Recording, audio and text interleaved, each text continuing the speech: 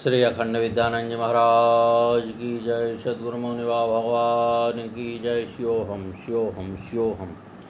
माया प्रपंच रचना न च मे विकारः, कौटिल्य दंभ रचना न च मे विकारः, सत्तानृतेति रचना न च मे विकारो, ज्ञानामृतम समरसम गगनोपहम। ब्रह्म शुद्ध चेतन तत्व है, उसमें कोई विकार है ही नहीं। यह समस्त विकार प्रकृति के हैं। दत्तात्रेय जी कहते हैं कि मैं शुद्ध आत्मा स्वरूप हूँ, ज्ञानामृत समरस एवं आकाश तुल्य हूँ। मेरे में ये माया प्रकृति रूपी प्रपंच की जो रचना है उसके विकार नहीं है।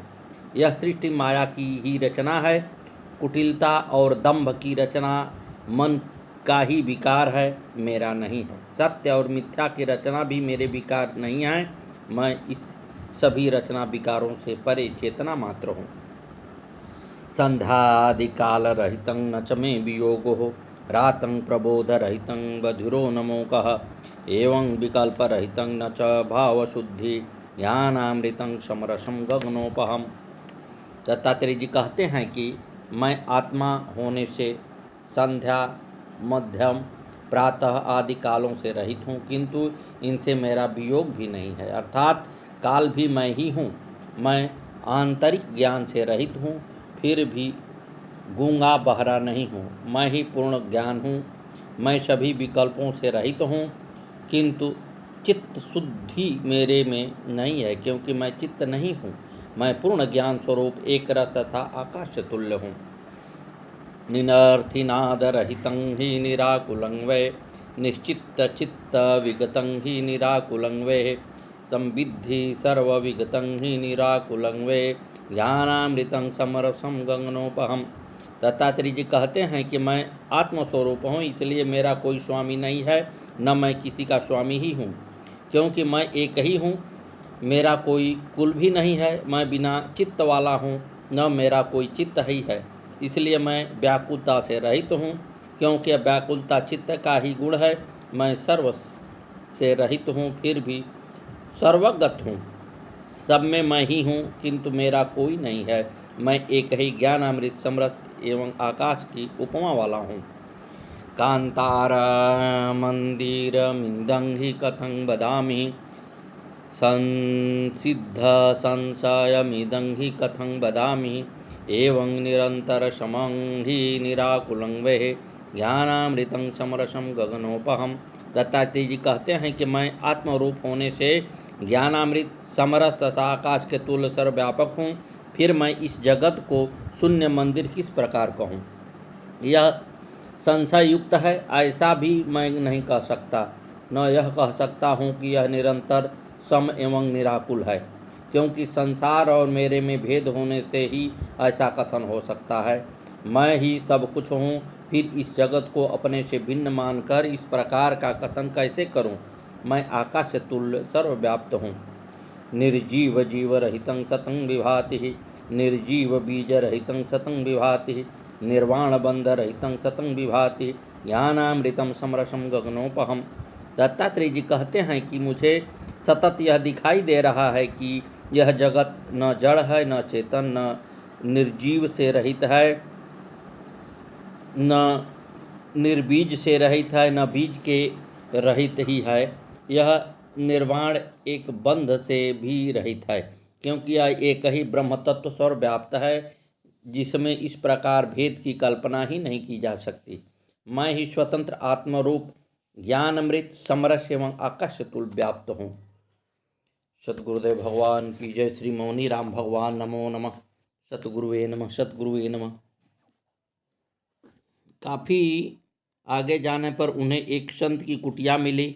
ये स्वामी वैकुंठानंद जी थे, जिनकी शरण में रहकर ये ध्यान करने लगे। वहाँ कुछ वर्ष भिक्षा करते हुए गुरु जी की सेवा की। फिर गुरु जी से भ्रमण की आज्ञा लेकर जनता एक्सप्रेस में बैठ गए। ट्रेन दिल्ली की तरफ जा रही थी। गाड़ी भोर के समय टावर स्टेशन पर रुकी। गुरु भगवान मौनी बाबा वहीं उतर गए। पास में ही बाबा भभूति गिरी की समाधि भोजताल नामक स्थान पर थी। वहाँ ये कुछ समय रहे। फिर एक दिन वह आश्रम भी छोड़कर एकाकी रहने लगे और तपस्या में लीन हो गए। रघुवीर मास्टर जी कहते हैं कि घर वालों ने बहुत सी बातें बता ही दी हैं जो मौनी बाबा की लीला इनके घर में हुई। इन्हें वैसे भी जब 2-4 भक्त भाई बैठते हैं तभी बहुत से स्मरण याद आते हैं, अन्यथा ऐसे पूछने पर कुछ याद नहीं आता। फिर भी अपने घर की एक घटना का जिक्र कर रहे हैं। इनका बड़ा पुत्र बंटी 10 दिन की छुट्टी लेकर घर आया हुआ था।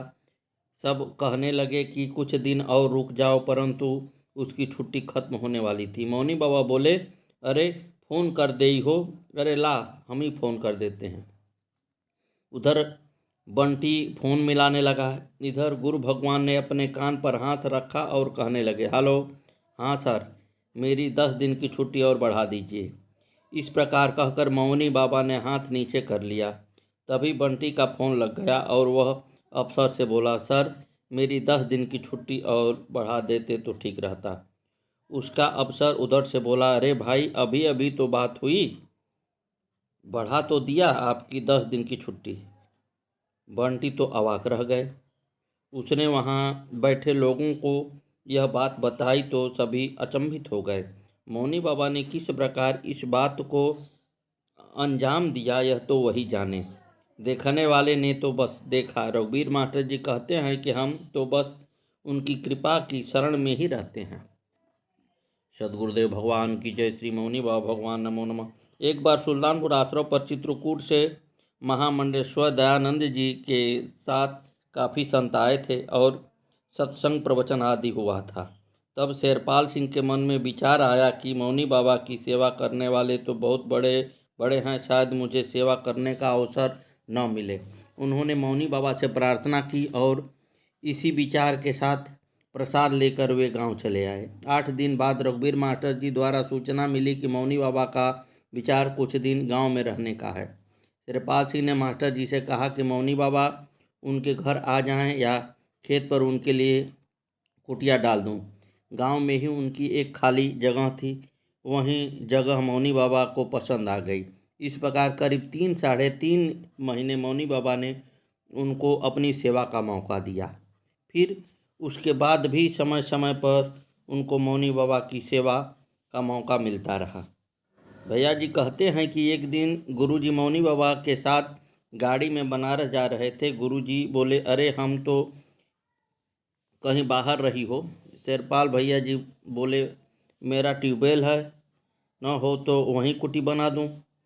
कह तो दिया भैया जी ने, लेकिन सड़क से वहां पहुंचने का रास्ता न था। जो रास्ता घूमकर जा रहा था वह भी बहुत उबड़ खाबड़ था।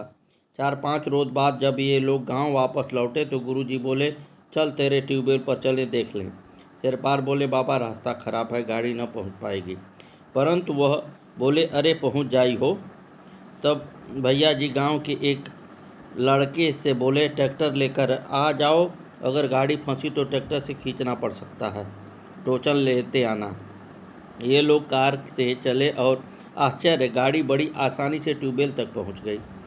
उस रास्ते को कैसे पार किया, ये सभी भक्त भाई अचंभित रह गए। ट्यूबवेल पर 2 सुंदर आम के पेड़ थे। गुरु भगवान ने वहीं झोपड़ी डालने के लिए कह दिया और स्वयं वहीं रुक गए। गांव लौटे ही नहीं। इन लोगों ने 2 दिन में ही जल्दी जल्दी कुटी तैयार कर दी। गांव वालों ने मिलकर फटाफट रास्ते का मिट्टी रोड़ा डालकर उसे ठीक कर दिया। फिर 4 महीने मौनी बाबा भगवान ने वहीं निवास किया। वह प्रतिदिन उनके पास जाया करते और जीवन का अमृत पाते। पहले जब कभी वह इस लायक थे कि मौनी बाबा की गुरु पूर्णिमा करवा सकें, तब तो उन्होंने गुरु मंत्र लिया न था, और जब इस लायक न रहे तो गुरु मंत्र लिया। अब और कुछ नहीं तो गुरु पूर्णिमा पर्व पर ये टेंट की ही सेवा पा जाते हैं। गुरुजी ने इन्हें इतना संतोष दिया कि उसी संतोष की छत्र छाया में सुखपूर्वक जीवन जीते हैं। सद्गुरुदेव भगवान की जय।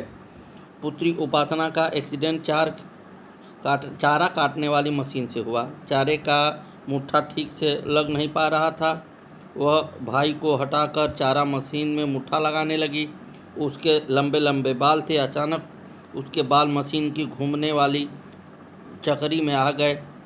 बालों के साथ उसके सिर की सारी खाल उतर गई। उसे अविलंब अस्पताल ले जाया गया। गुरुजी बुलंदशहर ध्यानपाल के घर जाकर उसकी कुशल पूछते। लड़की की माँ से उन्होंने काले कुत्ते को कई दिन रोटी चुपड़ा कर खिलाने के लिए कहा। उपासना 12 दिन में अस्पताल से ठीक होकर घर लौट आई, वरना उसके जीवित रहने की कोई उम्मीद न थी। शेरपाल भैया जी बताते हैं कि मास्टर करण सिंह मौनी बाबा की समाधि पर सोने जाया करते थे। उनके बाजू में काफ़ी दर्द होता था। एक दिन परेशान होकर उन्होंने मौनी बाबा से प्रार्थना की। उस दिन मौनी बाबा इनके स्वप्न में प्रकट होकर कहने लगे, अरे क्या यहाँ दर्द करी? इस प्रकार कहते हुए उन्होंने इनकी बाजू को स्पर्श किया। उसी दिन से इनकी बाजू का दर्द जाता रहा। सद्गुरुदेव भगवान की जय। श्री मौनी बाबा भगवान नमो नमः। आगे की कथा कल।